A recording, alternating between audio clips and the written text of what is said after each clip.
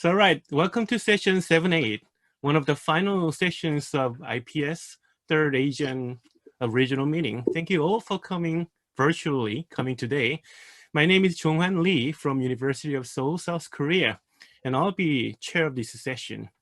We have two speakers in this session, Dr. Samuel Meister and Mr. Timaeus. Each speaker will have 30 minutes. For presenters, please keep the time limit about 20 minutes for presentations and another 10 minutes maybe for discussions. Okay, so let's begin with Dr. Meister. Would you please? Yes. Hi, thank you very much. So I'm going to just read this paper. I mean, it's a much shortened version compared to the written one because it was too long. And I'm skipping a lot of philological detail, but I hope this version is just about 20 minutes, maybe a bit more. Okay. All right, so I'm going to talk about the ontology of images in the Timaeus. And let me just share my screen first, if I can do that. Because I have a handout, which you should be able to see now, I think.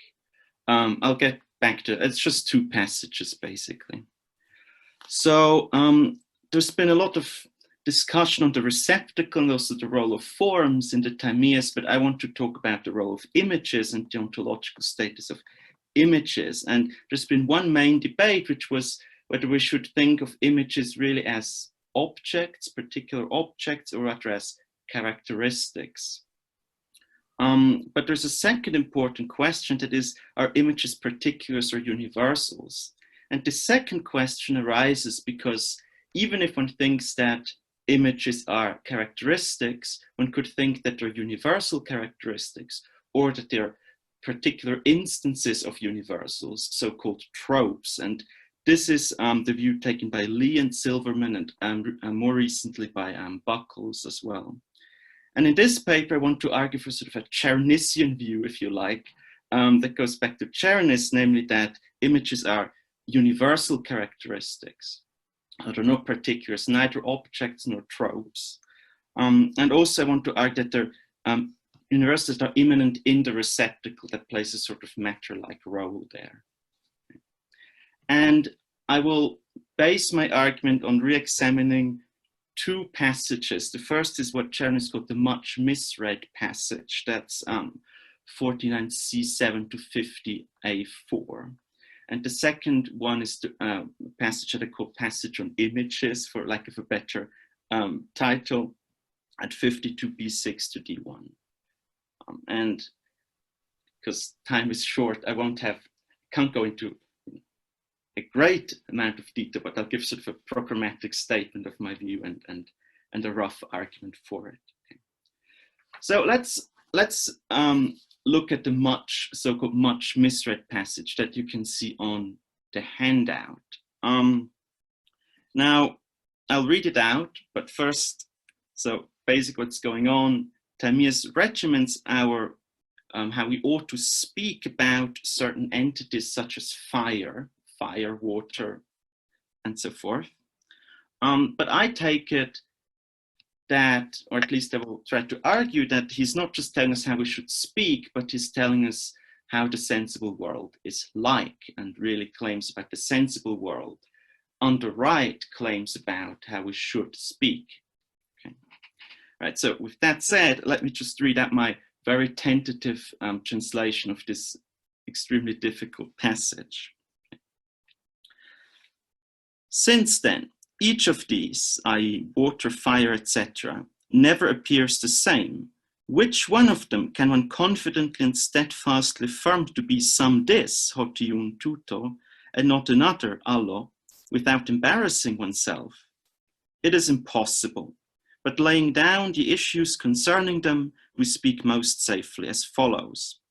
What we always observe coming to be different at different times, such as fire, we should not call that, e.g. fire, this, but what is such, nor water this, but always what is such, nor ever anything else, as if it had any stability among the things we take ourselves to point to something when we indicate them using the expression this and that.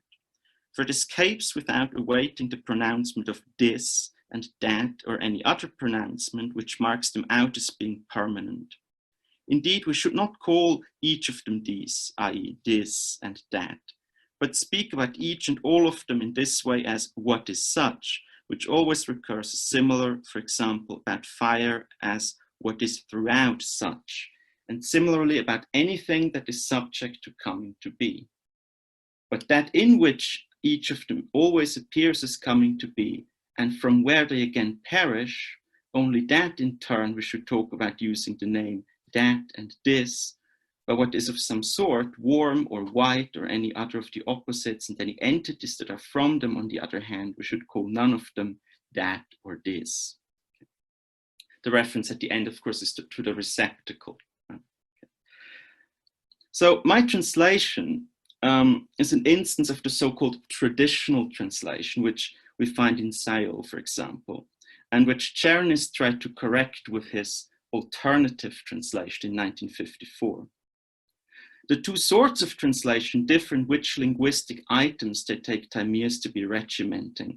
According to the traditional translation, Timaeus regiments the use of this, that, and what is such, so demonstratives and the what is such expression. But on the alternative translation, he's regimenting the use of fire and water and so forth, so natural kind terms. Now, personally, I prefer the traditional translation for the simple reason that I think the linguistic markers are consistently attached to this, that, and what is such here, at least explicit linguistic markers, and not to fire or other kind terms. But I won't go into this in great detail because I don't think it matters that much philosophically, because I think the philosophical consequences of the traditional translation, which I will adopt, have been stated in misleading ways. It's often been assumed that the traditional interpretation supports the view that images are objects, or we're not talking about images here yet, but that fire, etc., are objects rather than characteristics. So that's the view taken by Mary Louise Gill and Sayol as well. But I think this is an odd conclusion to draw from the traditional translation, because unlike on the alternative translation, nothing but the use of predicates such as fire is wrong in and of itself, okay? But still, if we want to correctly speak about fire, we have to understand that we cannot refer to it as a this, but only as a what is such. And this is presumably precisely because fire is not a this, but rather a what is such, or for short, as such. But if changeable entities like fire are not thises, as we ordinarily thought, but rather suches, it is far from clear whether they're still the particulars we were familiar with, as Sayol claims, nor indeed whether they are still objects rather than a different sort of entity. So if we take the thought seriously that fire and so forth are not thises but suches, then even on the traditional translation, we're pushed towards the view that fire and so forth are on the final analysis characteristics rather than objects. Now, so if we assume this, then sort of the next question is what these characteristics are, because they could still be universals, or as, for example, Buckles has argued, particular property instances or tropes. So the difference is on the universal characteristics, we're talking about, for example, fieriness in general, the universal fieriness. But if they're tropes, we're talking about instances of fieriness, my fieriness, your fieriness, the fieriness of this particular fire. Okay.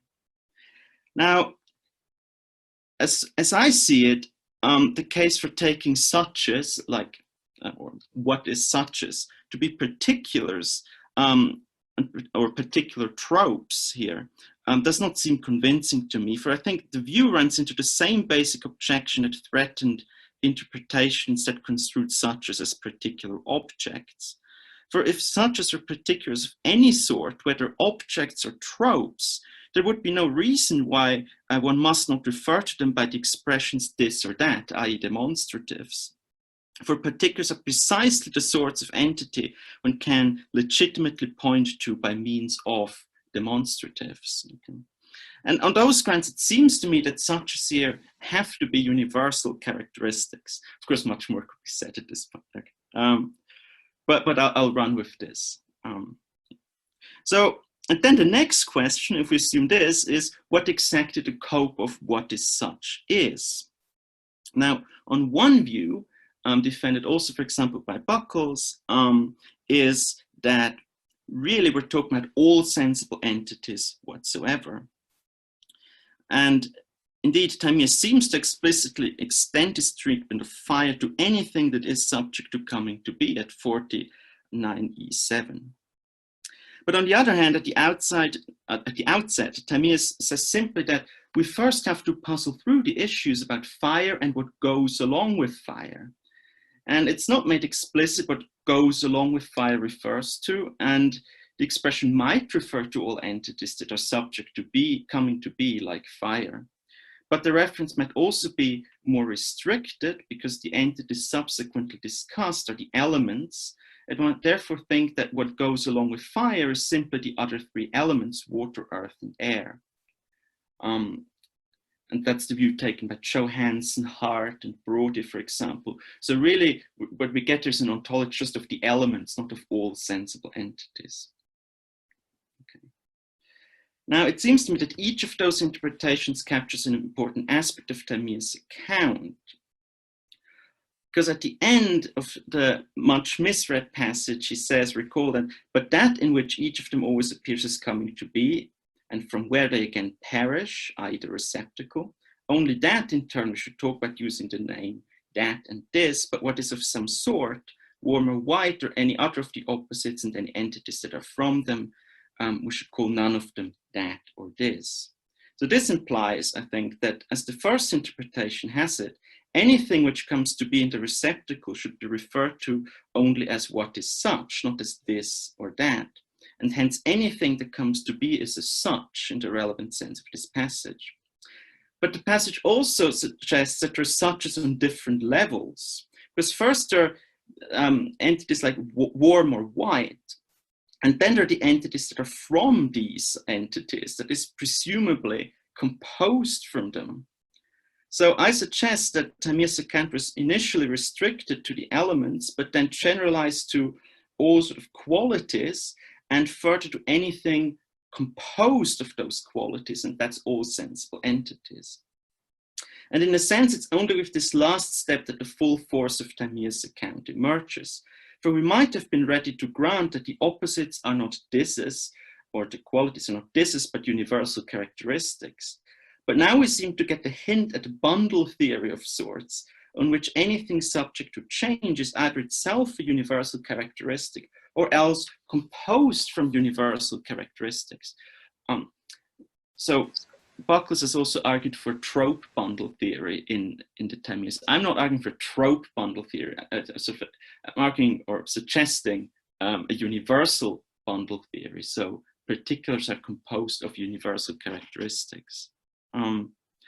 So Timaeus' latter move, which is admittedly underdeveloped here, would allow for an analysis of ordinary sensible particulars such as Socrates in terms of universal characteristics, such that ultimately Socrates must not be referred to as a this any more than fire or warmth, because it's just a bundle of universals. Okay? Thus, all sensible entities turn out to be suches, not thises. So this is my take on the much misread passage. I will now argue that in a second step, Plato identifies suches as images and thereby as universals immanent in the receptacle.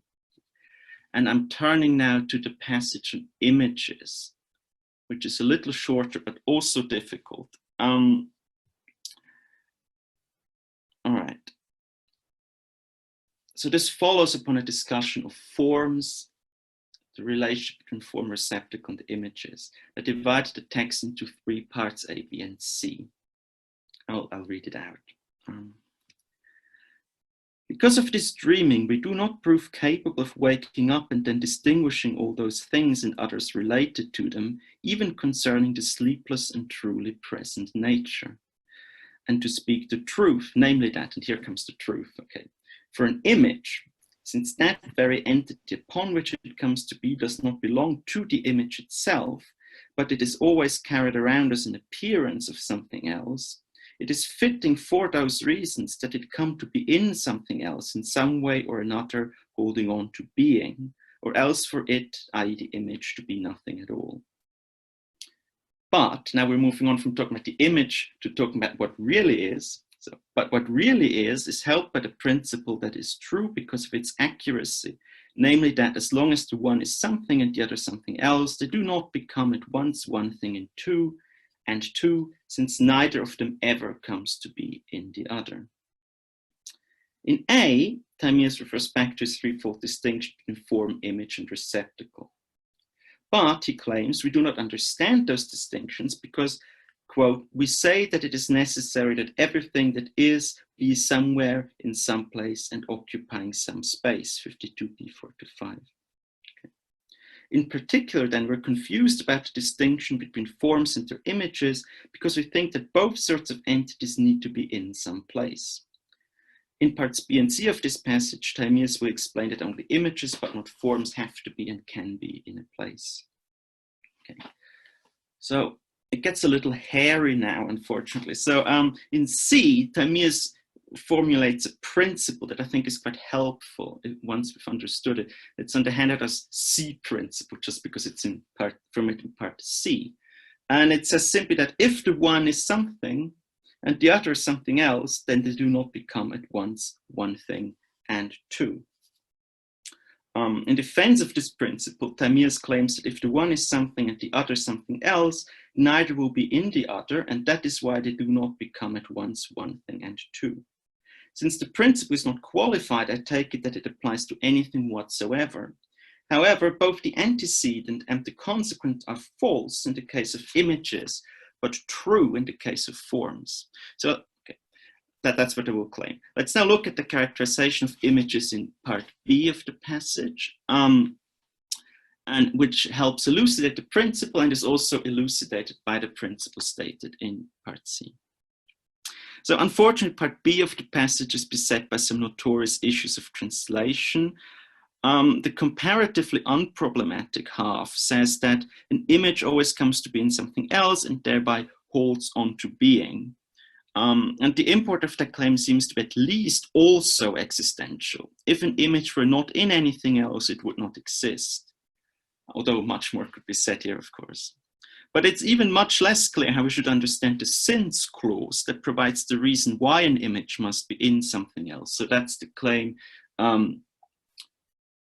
That's the claim that since that very entity upon which it comes to be does not belong to the image itself. The main difficulty is how we should read the expression ev hoi. I took it locally, that is, Timaeus is interested in the relation between image and that upon or in which the image comes to be.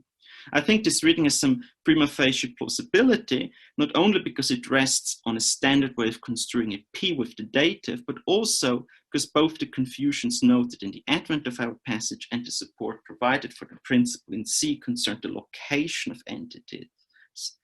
That said, this reading has sort of fallen out of fashion since Czerny's 1956 paper, and we can discuss alternative readings here. I will just assume the local reading for now and try to show that it makes good sense of the passage. So, assuming the local reading of a P, what is the argument Timaeus means to offer in part B of our passage? Well, it's a fairly simple argument. It's what I call the B argument on the handout down there. So it's just first the premise that a P which an image comes to be does not belong to the image itself. Hence, the image must come to be in something else. If we take something else to mean something distinct from the image, the argument is straightforward if construed with the local a P. As we have learned previously, such as and hence images must come to be in the receptacle. But the receptacle does not belong to the image, minimal in the sense that it is distinct from the image, for the receptacle is a different sort of entity from an image and hence must be distinct from it. Therefore, an image must come to be in something distinct from itself. So let's return to the principle from C. A subsidiary claim in support of the principle was that if the one is something, Allah, and the other something else, Allah, neither will be in the other. The force of the claim then cannot be that if any two entities are distinct, neither will be in the other, for an image is distinct from the receptacle but still in the receptacle. Timaeus' claim is more profitably understood in light of the misread passage. There he asked which of fire, water, and so forth, quote, one can confidently and steadfastly affirm to be some this, hoti und tuto, and not another, Allah, end quote. And he then went on to argue that none of them should be called this because they're suches. Since images are suches, then they're not thises that can be distinguished one from another as this and other or one and other. Similarly, the antecedent of the principle in C and of the subsidiary claim just cited must concern not mere distinctness, but as we might say, the self-subsistence of entities, where an entity is self-subsistent just in case it can correctly be called a this. And therefore, the antecedent of the principle is false for images, but true for forms. That is, in the case of two images, we don't have one thing and another thing in the relevant sense, but in the case of two forms, we do have one thing and another thing in the relevant sense. So in line with the argument in B, then the principle in C, or rather the subsidiary claim put forward in support of C, leaves open that whether an image can be in something distinct from itself. The principle also suggests that when an image is in the receptacle, they become at once one and two entities, although the principle doesn't entail this, of course. It leaves it open, but is sort of suggestive of this conclusion. This in turn helps understand the relation between images and the receptacle. When a part of the receptacle receives an image, we have both one thing, the ignited part of the receptacle, and two, a fiery part of the receptacle and the image of fire received by that part of the receptacle. The more general lesson is that images are immanent in the receptacle. And now this is the final little bit. I'm going to say something about immanence. So sometimes, at least in discussions of Plato, immanence is taken to be a relation borne by the immanent entity to a sensible particular. So we see this you in Fine and Gail Fine and Marius Gill in discussions of the Phaedo, for example. But in the context of our section of the Timaeus, it would be difficult to construe the immanence of images in that way. For, I have argued, there are no sensible particulars in the ordinary sense. There are only universal characteristics in what is composed of them. More importantly, images are not said to be insensible particulars, but in the receptacle. A more suitable notion of immanence, I think, emerges from Aristotle's Metaphysics Delta 23. There he says that one sense of having, and hence one sense of being in something, is, quote, that in which something is present as in what receives it, hos tektikoi. For example, bronze has the form of statue and the body has illness. That's 1023a 11 to 13. At least the former example, that of the form of statue immanent in bronze, has it that the immanent entity is immanent not in a sensible particular, which would be a matter from composite for Aristotle, but in some matter. Similarly, I suggest that in the Timaeus, images are universals, immanent in what receives them, namely the matter-like receptacle. I'll stop there. Thank you. Oh, now I lost everyone. Okay, thank you so much for wonderful presentation. I think we have a little bit more than 5 minutes, so please use raise hand function if you have any questions. I see first hand, William, would you? Yes, am I unmuted? Yeah. Yes, I can hear you. Sam, that was a really brilliant paper. I don't know if you cite William J. Pryor, but his book, Unity and Development in Plato's Metaphysics, or Plato's Ontology, I believe, I think would be very supportive. And since I loved hearing you talk about Chernus, it turns out that Pryor's doctoral dissertation was about the debate between Owen and Chernus. That's what his actual doctor. Okay, good. Thanks. I'm trying to get him to scan it for me. So I've got myself two things. First, about the C principle, is it seems to me that the C principle is directly contradicted by Socrates in the Greater Hippias. in the so-called double definition part of the dialogue, where Hippias talks about a continuous bodies of being. Socrates uses the example of numbers to show how it's possible for one to become two and yet remain one, like literally like the number one, or rather the number two, because he doesn't regard one as a number. And since, you know, one is the first word in the Timaeus, that strikes me as interesting. So that's the first point. The real question, though, Sam, I want to ask you is David Levystone gave a paper yesterday about dreaming. And he cited the passage at 572D, as he B in Republic 10, as he needed to do, because it talks about how, you know, if the philosopher is put to bed his epithematic parts of his soul, he can dream about things that were, that have been, that are, and that will be. And it struck me that that was an interesting, what David said had never occurred to me before, is that that was like a brachiology for what always is. Like by using the three temporal ecstasies, he was talking about what always is. And I was very struck at the beginning, just in the context of what David had taught me, by the use of IA in the IA phenomenon. In other words, that we're looking at that which is eternally moving. And so my real question is whether you'd be willing to accept, instead of in the receptacle, as on the receptacle, which I think is arguably a better translation of epi, and see what you think about my theory, which is that the chora in the Timaeus corresponds to the back wall of the cave in the allegory of the cave.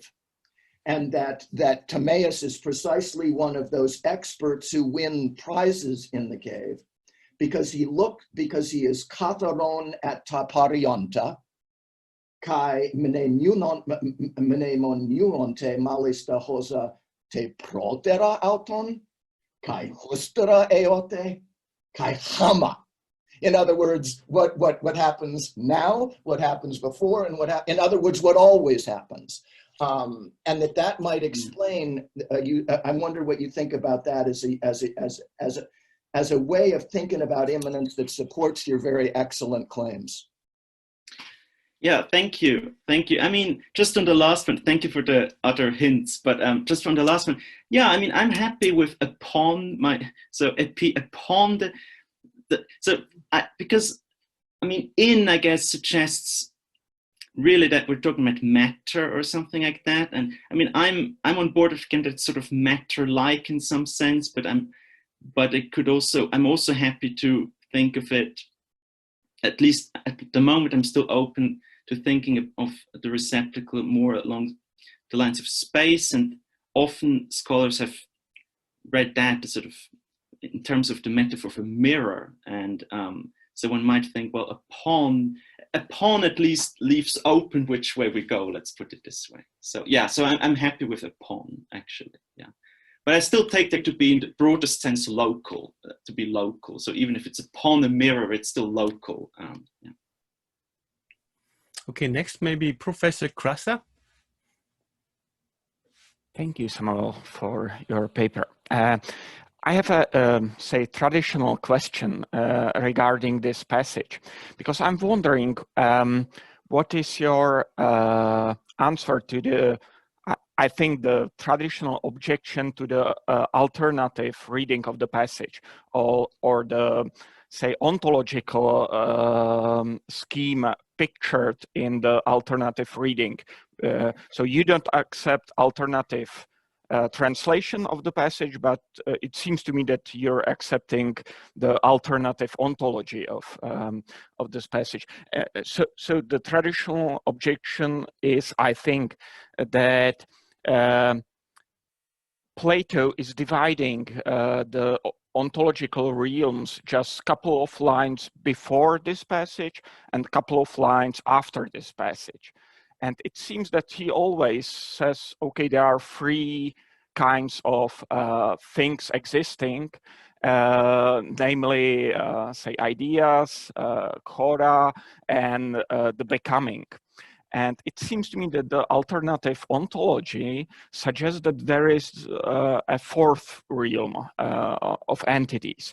But Plato, when he somehow systematically gives his division of what there is, never mentioned this realm of universal characteristics entering the receptacle.